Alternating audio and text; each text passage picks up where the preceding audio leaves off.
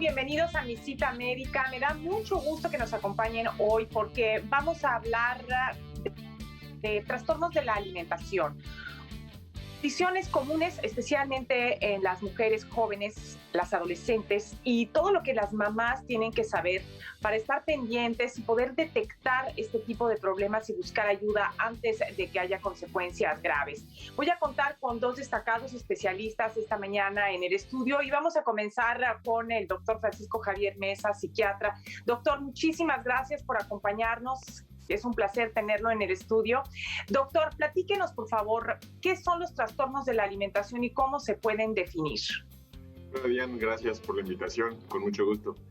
Los trastornos de la alimentación, primero que nada hay que decir, es una enfermedad mental. Aunque hablemos de la alimentación y aunque estemos hablando de los procesos de ingerir alimentos o la decisión de ingerirlos o no, por ejemplo, estamos hablando de una enfermedad de nuestro funcionamiento mental. ¿Por qué es importante hacer esta aclaración? Porque tenemos que pensar que es más allá de solamente no comer o solamente purgarse o laxarse, que pueden ser las características centrales, sino tiene que ver mucho con la manera en la que la persona se entiende a sí misma, se observa a sí misma, incluso cómo hace una imagen de su cuerpo, cómo observa su cuerpo cuando se mira en un espejo, por ejemplo. Entonces, los trastornos de la alimentación son un grupo de padecimientos que tienen que ver con características de las personas hacia sí mismos y cómo se observan, pero cómo esto afecta sus decisiones por la comida, sus maneras de acercarse a ella y sus maneras de intervenir con ella. Y bueno, también nos acompaña esta mañana el doctor Héctor Paredes, igualmente psiquiatra. Doctor, bienvenido. Muchas gracias por estar con nosotros. Doctor Paredes, estos trastornos, ¿por qué son más comunes especialmente en mujeres jóvenes? ¿El medio ambiente tiene algo que ver en esto?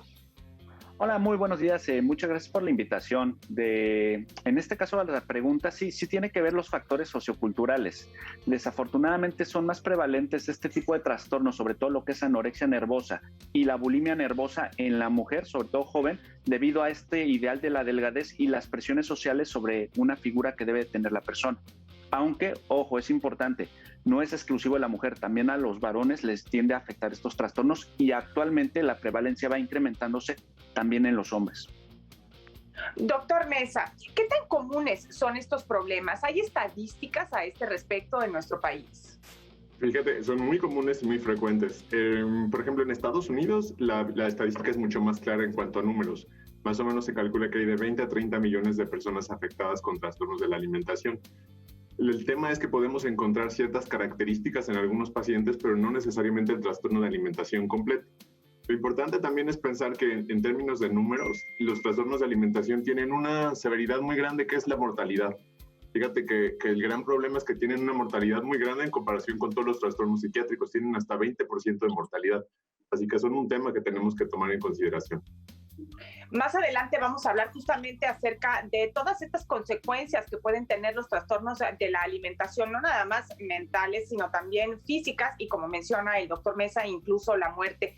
Doctor Paredes, ¿con qué padecimientos más bien podrían compararse estos problemas? ¿Dentro de qué trastornos se engloban los trastornos de la alimentación en cuanto a los problemas psiquiátricos se refiere? De hecho, a tu pregunta, los trastornos de la alimentación tienen un apartado en específico en los sistemas de clasificación diagnóstica. Dentro de dicho apartado vamos a encontrar todos los trastornos alimentarios que están definidos en la actualidad, como sería el trastorno por atracón, la anorexia nervosa, la bulimia nervosa, el síndrome de rumiación, la pica, el trastorno de la inhibición y evitación en la ingesta de alimentos y los trastornos alimentarios no específicos del 1 al 5, tomando en cuenta que el 5 sería síndrome del comedor nocturno y el 4 trastorno por purga. Pero son trastornos aparte. Algo importante, yo puedo padecer un trastorno de la alimentación más otro trastorno psiquiátrico, entiéndase, trastorno depresivo mayor, trastorno de ansiedad, trastorno por uso de sustancias, trastorno bipolar. Bueno, vamos a hacer una pausa y regresamos para continuar hablando acerca de los trastornos de la alimentación, concretamente la anorexia y la bulimia. Volvemos.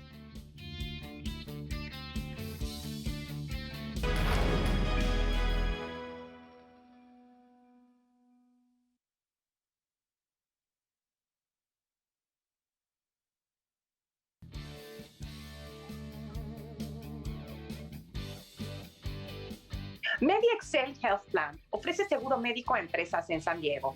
La atención médica es facilitada en el Hospital Excel en Tijuana y a través de su red médica en Mexicali y Tecate. MediExcel cubre servicio de emergencia en San Diego y a nivel mundial. MediExcel, las empresas lo eligen como un seguro médico accesible que permite que sus empleados cubran a sus familias con atención de alta calidad en México con primas más asequibles. Para mayor información, comuníquense al 619-421-1659.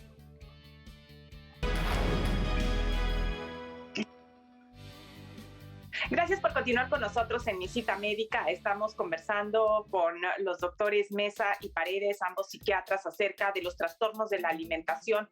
Concretamente nos estamos enfocando en anorexia nervosa y bulimia. Doctor Mesa, a nivel mental o a nivel del cerebro de estas personas, ¿qué es lo que sucede? ¿Por qué algunas chicas desarrollan, y algunos jóvenes, como lo mencionaba también el doctor Paredes, quién está más predispuesto, digamos, a desarrollar estos trastornos de la alimentación? Ya hablábamos de los factores ambientales, pero a nivel de la persona, ¿hay algún factor que se pueda detectar? Sí, curiosamente eso es lo que hace complejo los trastornos de la alimentación. Todavía hay muchos puntos que conectar en este crucigrama, pero fíjate que lo interesante es que sí se han identificado áreas del cerebro que tienen cambios, áreas que son muy parecidas, por ejemplo, al trastorno obsesivo-compulsivo, incluso a los consumos de sustancias. Por eso estas características conductuales que tienen los pacientes con trastornos de la alimentación generalmente generan una conducta de repetición, una conducta que se basa en un reforzamiento positivo de lo que están haciendo, y es mucho más difícil quitar esa conducta que solamente decir no comas o come mejor o come más sanamente. Incluso cada vez hay más evidencia que, por ejemplo, las áreas del cerebro que tienen la posibilidad de identificar sabores, gustos o maneras de percibir los alimentos están modificadas y se sienten distintos los alimentos. O sea que aunque la persona quiera comer distinto, las percepciones que tiene son diferentes. Asimismo, las observaciones que tiene sobre su cuerpo, cuando se mira en un espejo se observa distinto, aunque sea una persona muy delgada, una persona con un cuerpo que finalmente no tiene ninguna característica de obesidad o de sobrepeso, ella se percibe con estos cambios. Entonces es una imagen distinta que está formándose en la mente. Ahora, doctor Paredes, estas personas que tienen problemas como anorexia, como bulimia u otros trastornos de la alimentación, ¿tienen mayor riesgo de también llegar a consumir sustancias ilícitas o tener otras adicciones? Sí, de hecho, depende del trastorno si aumenta el riesgo. Por ejemplo, en el caso de personas que padecen bulimia nervosa va a ser mayor el riesgo que aquellas que padecen una anorexia nervosa de tipo restrictivo. Como lo decía el doctor Mesa, sí tiene que ver muchas veces las correlaciones a nivel anatómico sobre qué regiones del cerebro se encargan no solamente de lo que es la ingesta de alimentos, sino también del control de impulsos. Cuando hablamos de un trastorno por consumo de sustancias o las denominadas adicciones conductuales, muchas veces lo que falla es que la persona tiene mucha compulsividad y un pobre control del impulso. Entonces la persona sí va a tener un mayor riesgo a desarrollar este tipo de problemas. En el caso de la bulimia nervosa vamos a ver que uno de los síntomas es el atracón. Entonces en el atracón una de las características es la dificultad para controlar el impulso, cosa que también se observa en el consumo de sustancias. Sí, ahora, muchas veces estos problemas comienzan de manera muy sutil y las mamás, bueno, pues que muchas veces también dan el ejemplo a sus hijas de siempre estar intentando ser delgadas o siempre estarse fijando en este tipo de cuestiones estéticas y bueno, muchas veces no se dan cuenta de que la joven adolescente está comenzando a tener un problema que podría llegar a ser muy serio. ¿Cuáles serían, doctor Mesa, digamos, signos de alerta para las mamás y los papás de que esta chica o este chico con menos frecuencia puede estar teniendo un problema de este tipo? Correcto. De hecho, las familias podrían identificar el comienzo de los trastornos de alimentación desde mucho antes que los síntomas clínicos están claramente identificados. Por ejemplo, yo siempre que veo a algún adolescente y que estoy escuchando que tiene alguna dieta en particular, siempre pregunto más acerca de esa dieta. Porque esa dieta en particular, aunque es muy frecuente y aunque es muy común que los adolescentes quieran hacer dieta, de repente tienen tendencias como querer ser vegano o como querer comer un solo tipo de alimentos. Siempre esto es una pista de que quizás hay un tema de alimentación. Siempre hay que preguntar más acerca de ello. Por ejemplo, una de las preguntas que yo hago es, ¿por qué quieres ser vegano? ¿Te interesa tanto la carne animal, las vacas? ¿Estás tan preocupado por eso? ¿O cuál es el tema detrás de querer ser vegano, porque muchas veces el tema es querer restringir la cantidad de calorías y encuentran que la única manera es ser vegano para entonces poder empezar esa restricción. Es decir, no se animan, dicho de alguna otra manera, a ir directamente a dejar de comer y entonces empiezan a hacer acercamientos conductuales hacia este tipo de trastornos. Justamente por eso es importante estar muy pendiente de todos los cambios que puedan observar. Por ejemplo, cambios en los rituales de alimentación. Hay personas que empiezan a masticar mucho los alimentos, o chicos que llegan a masticar hasta 40, 50 veces una comida, o comer pequeñas porciones, o solo cierto tipo de alimentos en particular, pensando que son alimentos que van a restringir esta ingesta calórica. En realidad también puedes pensar que uno de los datos interesantes es que los adolescentes se fijan en las calorías de todo. Digo, finalmente todos sabemos un poco de las calorías de la comida, pero tener tanto conocimiento como de cuántas calorías tiene cada cosa es una pista que te tiene que hacer pensar en un probable trastorno de alimentación. Claro, porque además a esa edad generalmente tienen un metabolismo mucho más rápido y pues tienen una menor tendencia que la que pueden tener posteriormente en la edad adulta para subir de peso. Vamos a hacer una pausa, regresamos con más.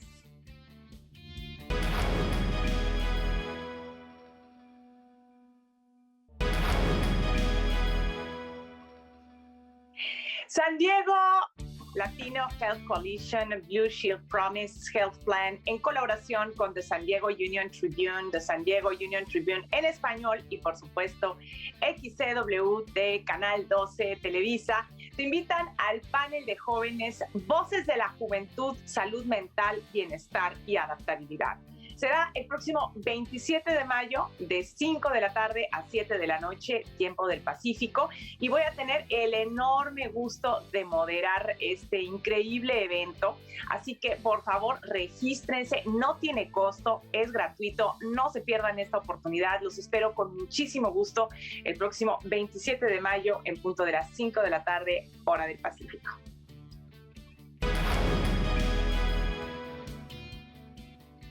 Gracias por continuar con nosotros en Mi Cita Médica. Estamos hablando de los trastornos de la alimentación, los más comunes, que son la anorexia nervosa, que es cuando las personas ya pierden el apetito en este afán de permanecer muy delgadas, y también la bulimia, que lo que hace es que las personas se den atracones, después sientan una terrible culpa y vayan a vomitar lo que ingirieron. Pero esto no es lo único que puede suceder. También hay casos, doctor Paredes, en que las chicas comen y después se van corriendo a hacer ejercicio para tratar de quemar las calorías que ingirieron. Y esto tampoco es saludable, ¿es correcto? En efecto, mira, Diane, lo que comentamos en el caso de la bulimia, ya tenemos la presencia del atracón. Lo siguiente sería la conducta compensatoria. Muchas veces cuando hablamos de bulimia, lo que nos viene a la cabeza es el inducirse el vómito, ¿no? Pues como este tipo de conductas purgativas, ¿no? Pero vamos a tener estas no purgativas. Una de ellas, en efecto, es el ejercicio excesivo. Otro es la realización de ayunos prolongados, el andar contando calorías, el andar restringiendo grupos alimentarios. Esas son otras maneras de cómo yo puedo estar compensando el atracón en el caso de la bulimia nervosa.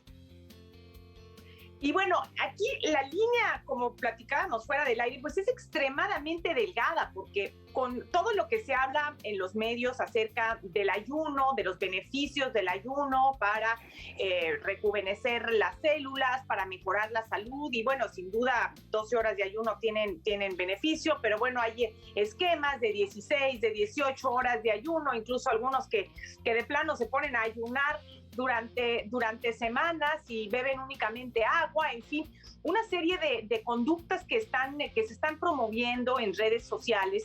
¿Y qué tanto, doctor Mesa, este tipo de modas que se están poniendo y que, por supuesto, tienen cierto fundamento científico, porque ya se demostró el beneficio del ayuno y de tener una alimentación saludable y de dejar a un lado las grasas de origen animal en exceso y los azúcares en exceso, pero ¿de qué manera puede lograrse una combinación de todo lo anterior y, sin embargo, pues mantener la salud mental y evitar estos trastornos de la alimentación, sobre todo en los jóvenes que pues todavía no tienen algo claro de cómo deben alimentarse y tienen el riesgo de caer en este tipo de problemas, ¿no? Justamente, si pensamos que el extremo opuesto es la obesidad o el sobrepeso, que tampoco es salud y que también es un tema de enfermedad, pues sin duda tener que cuidarnos acerca del sobrepeso, de la obesidad, es necesario. Y los adolescentes o las personas jóvenes quieren hacerlo un poco por salud, pero también un poco por moda, un poco porque la cultura occidental nos favorece esta ideal del cuerpo delgado o con ciertas características físicas, parecido a una muñeca o alguna manera en específico de funcionar.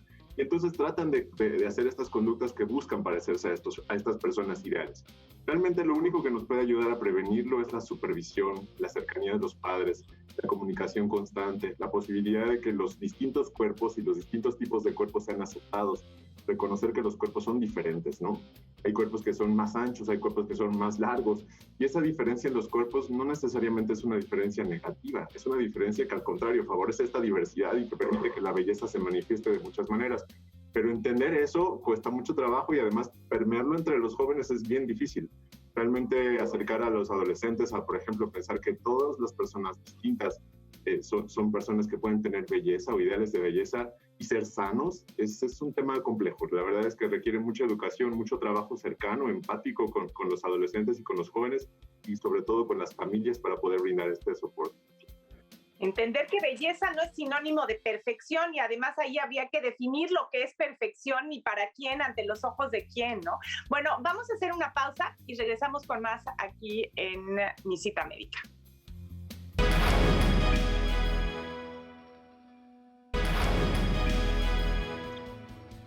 Gracias por seguir con nosotros en Mi Cita Médica. Nos quedan 2 minutos de programa. Doctor Paredes, cuando una mamá o un papá detectan algún problema de tipo anorexia o bulimia en sus hijos, ¿qué es lo que deben hacer? ¿Qué es lo que hay que hacer para evitar un desenlace trágico, como decía en un principio el doctor Mesa, de incluso la muerte del pequeño?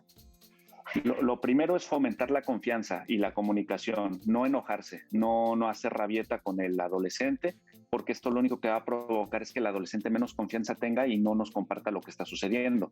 Es el hablar, el decir qué es lo que notamos en nuestro hijo y sobre todo en qué le podemos ayudar, el acompañarlo a buscar atención, no estigmatizar como decía el doctor Mesa, no decir tú estás loco o tienes una enfermedad, estás mal, no. O sea, vamos a trabajar, vamos a salir adelante y esto es un grupo de atención, no solamente se atiende con psiquiatría o psicología, también involucraría el área de nutrición, el área de pediatría o medicina interna y hasta odontología, pero es sobre todo el que alentemos a nuestro hijo a buscar ayuda. Esto es bien importante. Doctor Mesa, ¿algún mensaje antes de despedirnos? Pues quizás solamente reflexionar que los humanos somos seres sociales que además alrededor de la comida y de los alimentos construimos mucho nuestros vínculos.